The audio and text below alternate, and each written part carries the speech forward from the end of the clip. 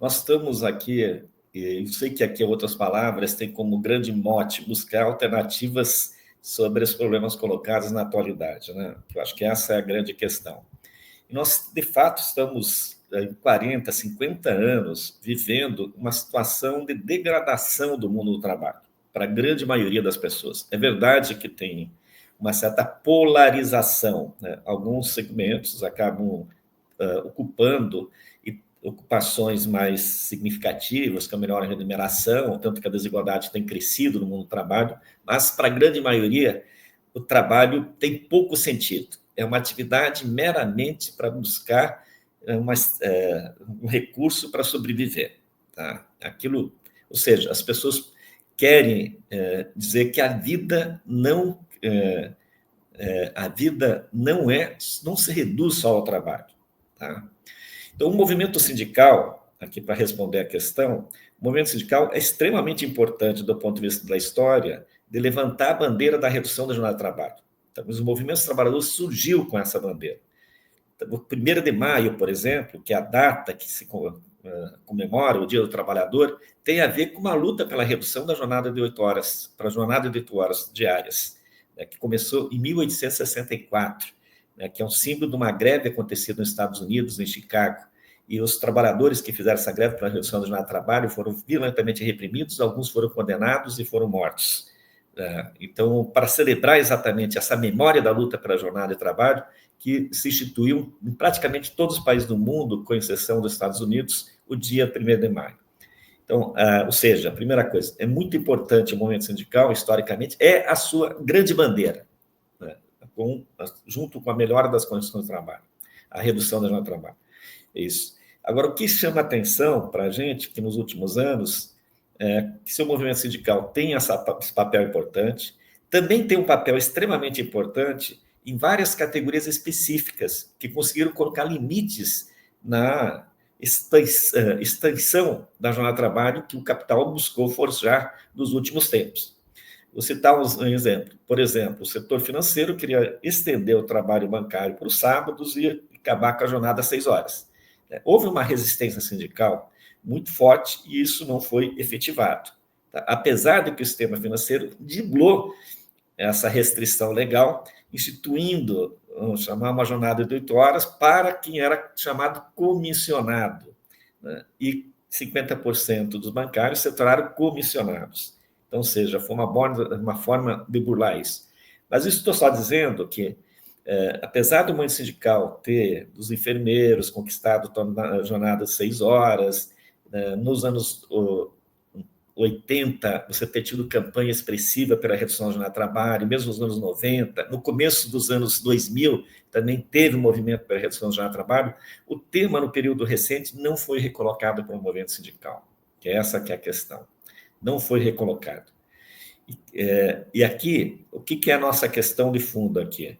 Então, depois de todo esse período, as pessoas na sociedade e a mobilização nas redes pelo fim da escala 6x1, mostrou que as pessoas, elas, de certa forma, estão, vamos chamar, muito descontentes com as condições de trabalho que lhes são oferecidas.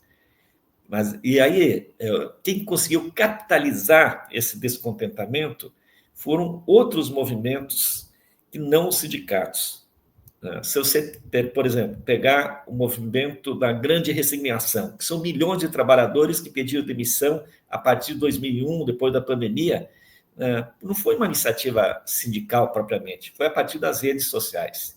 O movimento anti-work, que é uma outra questão que acho que é bastante expressiva, que é a ideia, que foi criada em redes sociais, o anti-trampo, também traduzido em português, está assim no artigo, foi criado nas redes sociais a ideia de que muitos tipos de trabalho que as pessoas fazem não faz nenhum sentido para a sua vida. Inclusive de denúncias, como, por exemplo, o meu trabalho é dificultar que as pessoas idosas consigam reconstruir as suas despesas de saúde nos seus respectivos planos.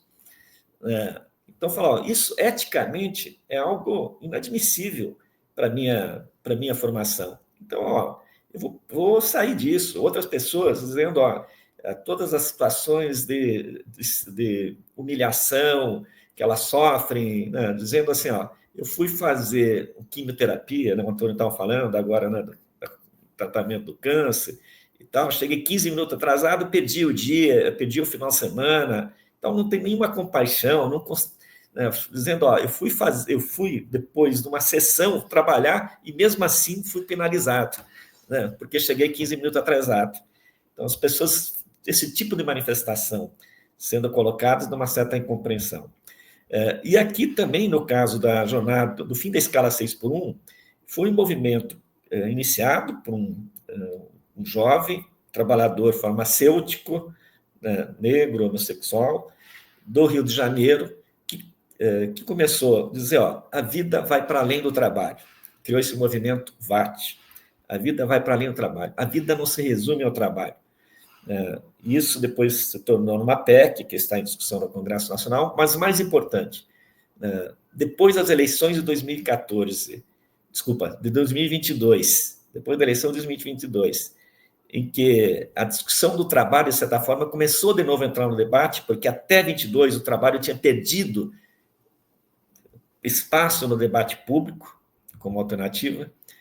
A partir da eleição de 2022, com a eleição do Trump, vocês estavam falando aqui, né, Glauco, agora no começo do programa, da eleição do Trump, e uma das avaliações, entre vários outros fatores, explicam que os democratas abandonaram a classe trabalhadora e deram espaço para o movimento mais conservador ganhar essas classes trabalhadoras, especialmente aquelas que sofreram os efeitos no processo de desindustrialização do centro médio do cinturão de ferro aí americano.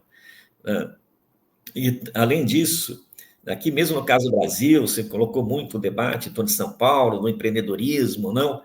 Também se colocou muito essa ideia de que a esquerda não estava compreendendo o trabalho. Mas logo depois da eleição vem esse movimento 6 por 1, para mostrar exatamente que o trabalho é um elemento estruturante da vida social. Como elemento estruturante da vida social, aqui nós temos que considerar ele não no sentido de que a vida se reduz ao trabalho, exatamente de como conciliar a vida e trabalho, que é um elemento estruturante da vida social, porque a gente precisa atender as necessidades das pessoas e a gente precisa do serviço dos outros para poder, inclusive, atender as nossas próprias necessidades. Em vez de a gente dizer que a vida se reduz ao trabalho, é como conciliar melhor a vida de trabalho com a vida fora do mundo do trabalho. Então, essa questão pegou na sociedade, na massa. Mas não foi, então isso, estou falando, todos os movimentos não foram movimentos puxados pelos sindicatos, infelizmente. Apesar que sou um grande defensor dos sindicatos, acho que não existe sociedade democrática, não existe possibilidade de distribuição da riqueza existente sem a organização coletiva dos trabalhadores. Os sindicatos agora estão começando a discutir esse tema. E eu acho que tem uma oportunidade os sindicatos, inclusive, de usar, ou melhor, de aproveitar esse momento de perceber que esse tema tem sensibilidade na vida social para puxar grandes campanhas, grandes mobilizações, né? Porque a mudança, tudo bem, ela acontece na rede, mas a rede social ela tudo é muito fluido, pouco tempo um tema fica na pauta, precisa ter mobilização social, precisa ter atividade de rua. Tá? Precisa ter campanhas nas categorias específicas. Então, acho que essa questão é uma oportunidade que surgiu para o movimento sindical se recolocar. E para explicar, eu acho que o movimento sindical, nesse sentido, ele foi extremamente fragilizado, a razão para explicar, em função da reforma trabalhista de 2017, em função da ascensão da extrema-direita no mundo. E a extrema-direita tem um discurso anti-organização coletiva, o indivíduo não tem sociedade, não tem organização coletiva. No caso brasileiro, qualquer tipo de organização coletiva sempre foi identificado para a direita como fortalecendo um campo político na disputa brasileira. Então, portanto, era algo que precisava ser destruído, ou precisava ser fragilizado, tanto que depois da reforma trabalhista, depois da ascensão da extrema-direita, no caso brasileiro, há uma queda muito substantiva da taxa de sindicalização.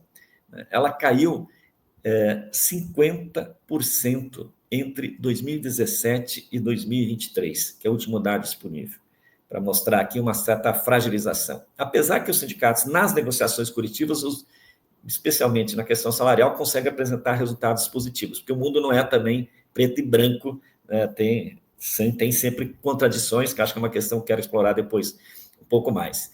Então, acho que tem a ver com esse contexto dessa questão da fragilização, tem a ver, numa hipótese mais profunda minha, Glauco, que não está muito claramente colocada aí, de que o movimento sindical também precisa um pouco se repensar.